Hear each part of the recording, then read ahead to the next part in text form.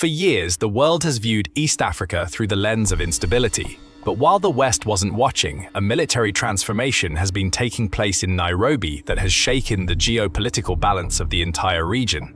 Kenya is no longer just a peacekeeping nation. It has forged a blade of steel designed to slice through the heart of terror. From the dense, deadly canopies of the Boni Forest to the urban concrete jungles of Nairobi, and now to the gang-infested streets of Haiti, Kenyan operators are deploying with a level of ferocity and tactical precision that has left intelligence agencies around the world stunned. These aren't just soldiers. They are Tier 1 operators trained by the British SAS and US Navy SEALs, equipped with cutting-edge Western weaponry and hardened by a decade of brutal combat against Al-Shabaab. Who are the men behind the balaclavas? Who are the phantom operators striking fear into the hearts of terrorists from Somalia to the Caribbean? Today, we are going deep inside the Kenya Defense Forces and the National Police Service to rank the 8 most feared Special Forces units in Kenya. The capabilities of the unit at number 1 will absolutely terrify you. Kicking off our list at number 8 is the Rapid Deployment Unit, or RDU, operating under the Administration Police.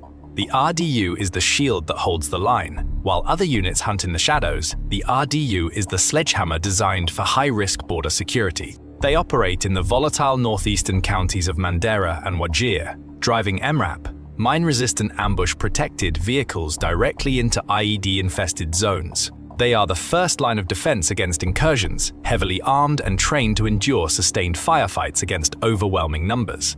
At number 7, we have the 60th Army Special Battalion. While the 40th and 30th get the glory, the 60th is the silent workhorse of the Kenya Army's asymmetric warfare doctrine. Evolving from traditional infantry, this unit has been specialized to operate in non-permissive environments where standard tactics fail. They are masters of the long-range patrol, capable of disappearing into the bush for weeks at a time. Their primary role, to close the gap between conventional forces and special operations, providing the heavy fires and logistical grit needed to crush insurgent strongholds that lighter units have identified. Coming in at number 6 is the Special Boat Unit. This is Kenya's answer to the US Navy SEALs. With the rise of piracy and maritime terrorism in the Indian Ocean, the Kenyan Navy realized it needed a predator in the water. Trained extensively by American Naval Special Warfare Groups, the SB utilizes high-speed interceptor craft to conduct visit, board, search, and seizure missions. But their lethality isn't limited to the sea. They are experts in amphibious infiltration, capable of inserting silently onto the Somali coast to conduct raids before vanishing back into the waves. They are the ghosts of the coastline. At number 5, we have the 20th Parachute Battalion, known as the Falcons. This is the elite airborne arm of the Kenya Army, but do not mistake them for standard infantry. The 20th is a quick reaction force designed to drop from the sky and seize airfields or key strategic points within minutes of a go order. They were among the first boots on the ground during Operation Linda Inchi, engaging in fierce combat to liberate southern Somalia. Their training focuses on aggression and speed, overwhelming the enemy before they even know the battle has begun. At number 4, the intensity ramps up with the 40th Rangers Strike Force. Modeled directly after the US Army Rangers, the 40RSF is the KDF Premier Shock Infantry. These operators are trained to kick down doors and bring overwhelming firepower to bear in close-quarters combat. When the KDF identifies a high-value Al-Shabaab camp, it is the Rangers who are sent in to clear it. Armed with FN SCAR rifles and advanced night vision optics, they specialize in night raids and air assault operations. The 40RSF is designed to be the tip of the spear in conventional offensives, breaking the enemy's back so that follow-on forces can secure the area.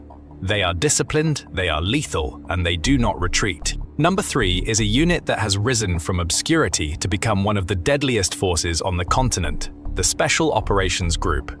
Part of the Border Patrol unit, the SOG was created for one specific purpose: to hunt and kill terrorists in the dense, unforgiving terrain of the Boni Forest. While the military handles large maneuvers, the SOG handles the dirty work of tracking insurgents through the jungle.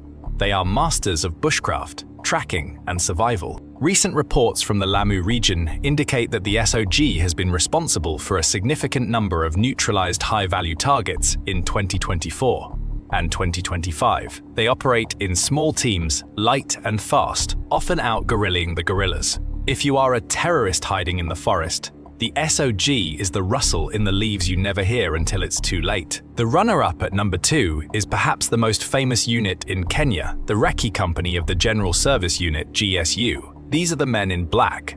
When the Westgate Mall siege happened, and when the Dusit D2 complex was attacked, it was Recce Company that went in to finish the job.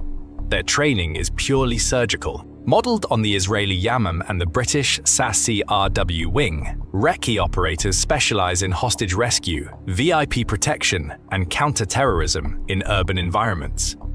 They are equipped with the M4 carbine, high-end body armor, and operate with a one-shot, one-kill doctrine. They guard the president, they secure the nation's most vital installations, and when a terrorist plot unfolds in the city, Recce is the scalpel used to cut it out.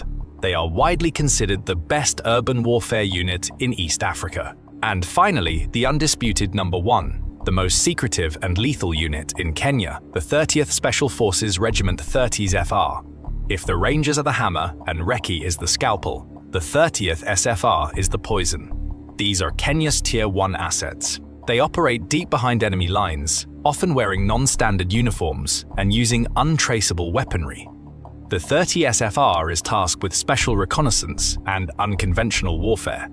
They don't just fight the enemy, they dismantle the enemy's ability to fight. Working closely with US Special Forces and UK allies, they call in precision airstrikes, conduct sabotage, and eliminate leadership targets in operations that the government will never officially acknowledge. Their vetting process is brutal, their training is classified, and their impact on the war on terror is immeasurable. The 30th Special Forces Regiment is the ultimate predator in the region, from the amphibious assaults of the SBU to the shadow wars fought by the 30th SFR. Kenya has built a special operations capability that rivals major global powers. As they lead the mission in Haiti and continue to hold the line in Somalia, one thing is clear: the Kenyan lion isn't sleeping. It's hunting. Which of these units do you think has the toughest job? Let us know in the comments below.